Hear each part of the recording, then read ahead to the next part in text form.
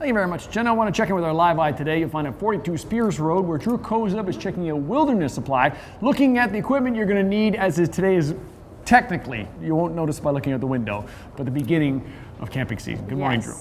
Good morning, that's right. Registration is now open for provincial campground, so just looking at some of the things that you need to be comfortable and safe. As you can see, we've got a great setup here with a little fire and the cook. Ooh, how hot. We got a great setup here with the fire and the cooking stove and some good tools to keep you going. I really like this idea. There's a trend now, instead of using battery-powered things, you can use things that have a little crank. So that way, if you run out of batteries while you're out camping, you can still enjoy electricity. So if we can hook up a crank to a Super Nintendo, I think we've got ourselves a camping trip. You're good to go. You would probably still do that in these weather conditions and with snowbanks everywhere. This is true, but if that is not necessarily your cup of tea and you just like taking care of real camping, we want to make sure that your gear is in order. So to tell us a little bit about the things that we need to look for, we have Buffy Cowton here. You are the equipment expert, and let's talk repairs, because we talked about airing out our tent, we talked about airing out our sleeping bag, but what are some of the common things that we might discover have happened while our sleeping bag or our tent has been sitting over the last year? So when we do take our tent out, especially big items like that, we remember, oh right, I tore that fly a little bit, or maybe on your jacket. One of the first things that we do tend to see is patching is necessary on something. So you don't need to buy a whole new item necessarily. You can get a little patch kit, Gore-Tex if you have a Gore-Tex item, or a simple vinyl repair kit, and that patch can extend the life of your gear for another couple of years easily, so you don't have to go out and buy a whole new item just because you have a little tear. And very easy to do, and something that you want to take care of before you head out. Now, what happens if I remember, oh wait a minute, that one corner of the tent was leaking? This is another thing that I should take care of before I go camping, right? So waterproof items will usually have sealed seams where they're coated to make sure that water can't get through in the seam area.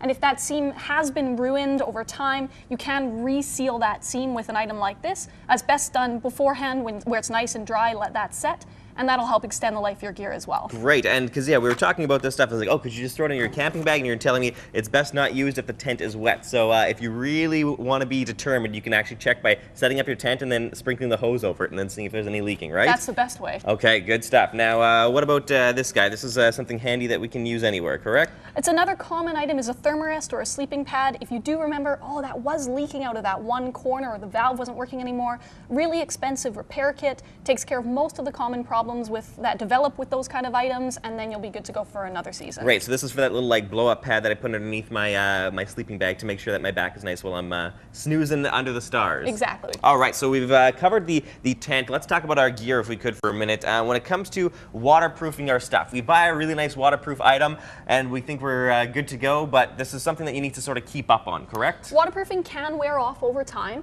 One of the great ways to make sure that your gear does remain waterproof is to wash it. It's a good idea. You think you don't need to really wash a rain jacket, but it's good to do. And if it's waterproof, I mean, what's washing it going to do? It's just going to repel the water.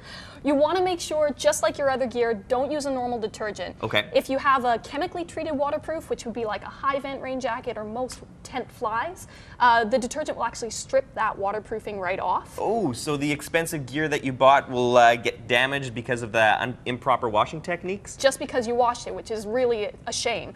And if you do have a more expensive, like a Gore-Tex, a waterproof breathable, washing it with normal detergent, it gets right in the pores of the fabric and it won't breathe anymore. So you want to just use that tech wash that we talked about before. Yeah. And then that's perfect spot treat on a big item, or just throw it right in the washing machine. So using this stuff, we can put it right in the washing machine, or we can do the spot treatment. So whatever the case is going to be, how often do we need to be reapplying this sort of waterproof coating to our gear? A couple times throughout the season, once at the beginning of the year? Usually once a year is fine. So you're going to wash it first with a tech wash, and then you're going to recoat, like you say, with the waterproofing. There's spray on for large items like tents, or right in the machine for smaller items like a rain jacket. That'll recoat that waterproofing and make your gear last another couple of seasons easily with nice waterproof. So if you start to notice it doesn't quite seem as water repellent as it once was, the re-waterproofing is a great way to extend the life of your gear. All right, thank you so much, Buffy. Great ways to protect that camping equipment that you spent so much money on so you can enjoy your camping season. If you want more information about the stuff they have here at Wilderness Supply, just go to our website at breakfasttelevision.ca. Taking a quick break, but more camping tips for your spring camping season still to come today on BT. There's a new